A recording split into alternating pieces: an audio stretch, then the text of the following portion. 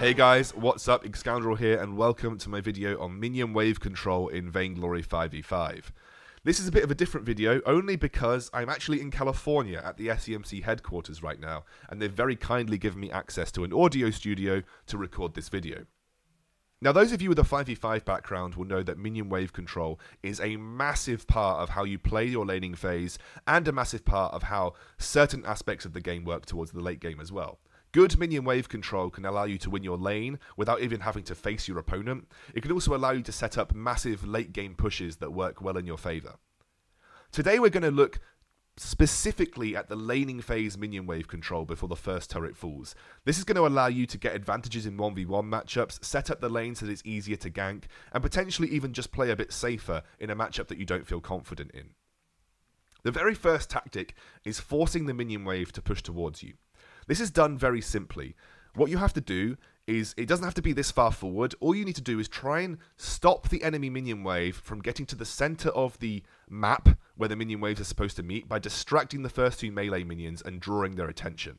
You can do it exactly as I did there, but anything that you can do to slow down the enemy minion wave will stop and move up that point at which the two enemy minion waves meet. You can see the first line on the left is where the minion wave would have met. By distracting the minion wave, I have pushed that point at which the minions meet a little bit further towards the enemy turrets. Now you might say, Excoundrel, that's crazy, it's actually now closer to the enemy turret. Yes, for the very first couple of waves that will be the case. But what you have done is you have now made it so the enemy reinforcement waves are going to reach this point at where the minions are battling about 2 to 3 seconds quicker than our minion wave does. And what that does is it allows the enemy minion wave a couple of extra seconds to attack the first minion in your sort of wave that is battling, meaning that they're going to get a numbers advantage because they have that little bit of extra time to deal damage before your reinforcements get there.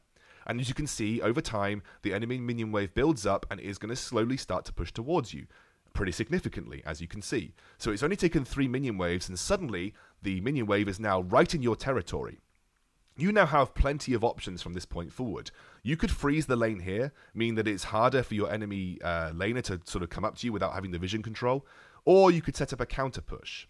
It is important because setting up a freeze, for instance, in this location means that the enemy has to be a bit more committed to the lane to CS. It means, you know, if the enemy comes to this point to have to CS and get last hits, they are very vulnerable to a gank, and it means that you are not vulnerable to a gank. So you have manipulated the minion wave to keep you safer and force the enemy to be a little bit more vulnerable, which sets you up to potentially win your lane with the help from the jungler.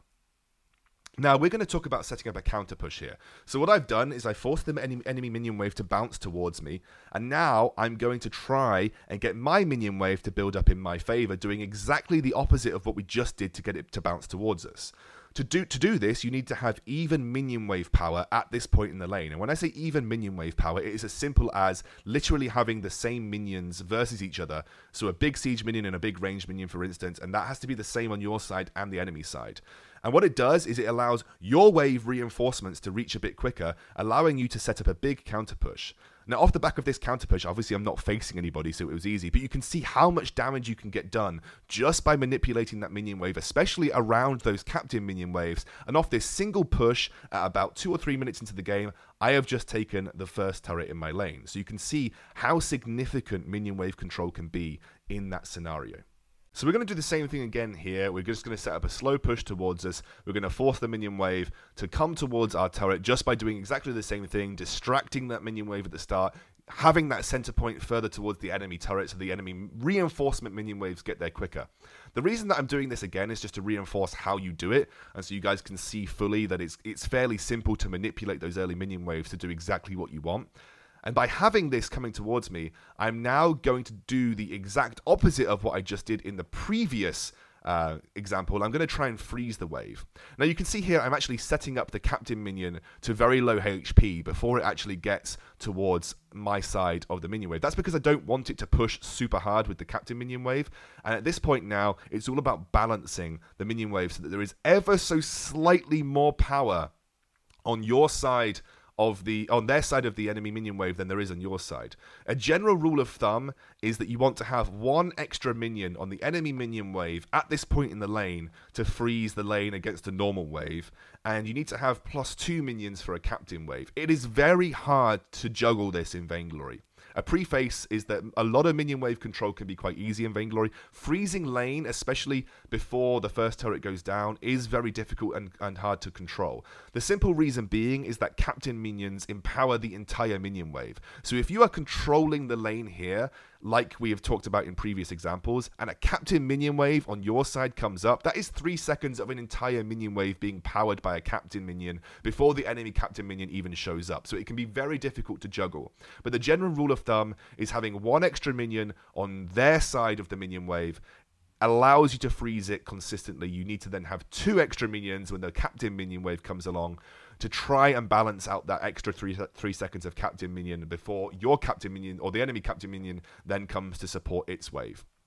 It can be difficult to freeze here, but you can keep it in this position for at least 3 to 4 waves, giving you an opportunity to ask the jungler to come gank, giving your jungler the opportunity to try and put pressure on the lane, allowing you to force the enemy into an awkward position so you can take an effective trade, or just remain safe to farm 3 or 4 waves without having to put yourself at too much risk. So that is the general rule about freezing lanes, but don't be upset if you can't control it properly. It is quite difficult to control minion waves, especially freezing them in Vainglory. So we're now going to look at stacking minion waves early on to allow you to set up, even just from a central position, a slow push in your favor in the lane. This is going to allow you time to siege onto a turret, and what I'm going to show you is a way that will allow you to do this over the course of 3 waves, and I think it's a really effective method of doing so. What you need to do is take out 1 melee minion and the back ranged minion in the enemy wave. Then you are going to leave the minion wave and only last hit the remaining minions. What this is going to do is it's going to mean that your minion wave takes a little bit less damage, but they don't push hard enough so that the center point moves very far. The center point of where the minions meet is going to move very slowly with this tactic. So what you're going to see now is the second minion wave that is going to reinforce this minion wave. They are going to meet at about the same point. But we now have 3 minions, and the enemy has just 1 siege minion. So we're going to get a reinforcement of 4 minions. The enemy's going to get a reinforcement of 4 minions. But we have already stacked ourselves up a 3 minion advantage. We only lost 1 minion in that minion wave. So we have a pretty significant minion wave advantage.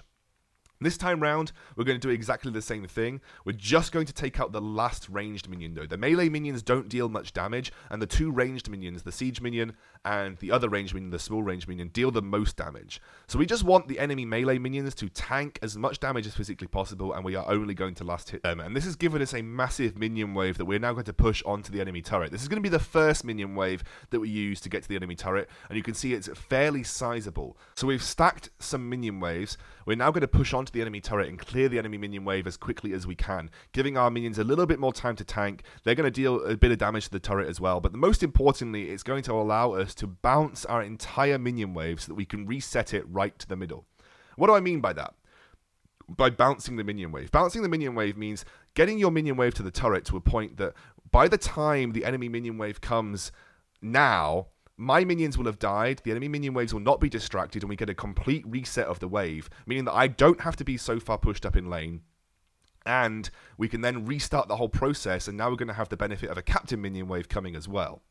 So we're going to take this last minion is going to get taken out by the turret. You can see the enemy minions are ever so slightly just behind the turret, and that's going to allow us now to completely reset the minion wave location. They're going to meet right back in the middle again, and we are going to simply set up another slow push to allow us to do exactly the same thing, but this time with the benefit of a captain minion wave. As you can see, I slightly offset this, but it doesn't matter too much. What we're going to do is just take out the ranged minion. We're going to then start to push onto the captain minion. The quicker we can take out the captain minion, the better, but I don't want to take it out too quickly for the simple fact that the enemy melee minions are a lot tankier, meaning we've got a bit more time to stack things up. So you can see I'm going to literally last hit it. The enemy captain minion is sat so far back, but just outside of turret range, and this means that we're going to stack the minion wave where we want to, just outside the turret range. We're going to get that last hit on the captain minion, and now it's going to be a case of clearing everything inside the turret range as quickly as we can. And then by the time that my captain minion wave gets into the enemy turret range, we won't have taken too much damage. We now have a lot of time to work with, and this is going to allow us to essentially push onto the turret again. It's another way of stacking a minion wave. We've stacked 2 again. That 2-stack minion wave is going to allow us to push onto this turret once more, putting pressure on the enemy, forcing them to try and hastily wave clear. And if you're a ranged hero like Kestrel or like Saw, this is going to give you free time to push a turret down, and again, that really is going to be your main objective in the laning phase. So we have covered several different tactics here. We've covered the ability to manipulate a minion wave to push towards you in the early laning phase. We've talked about setting up a slow push from that manipulated position. We've talked about freezing it from that manipulated position. And the last subject that we touched on was stacking minion waves to try and push onto your turret, enemy turret early on, to try and set up for a tower dive, to try and set up for a siege onto the laning phase turret. So lots of different ways that you can control minion waves, and this is just the basics. We're going to go further than this in the next episode, and we're going to be looking at late game minion wave control, talking about slow pushes and building up minion waves that are monsters, like 30 odd minions that can push turrets with absolute ease. Hope you guys enjoyed it, and I hope it was educational for you. I will see you next time. Thank you very much.